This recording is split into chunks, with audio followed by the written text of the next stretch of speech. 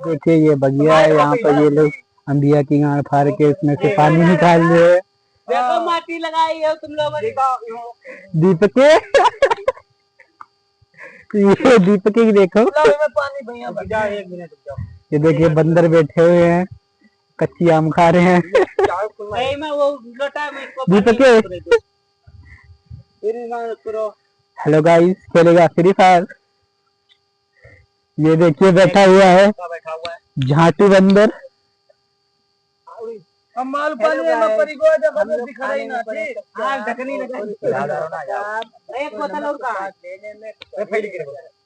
देखिए ये लोग फटी अंबिया खा रहे हैं। ना हुआ परी मोनू मार ना जे ये एक हुआ का ऊपर इधर है।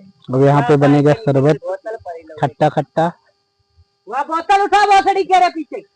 हां वीडियो बढ़िया बन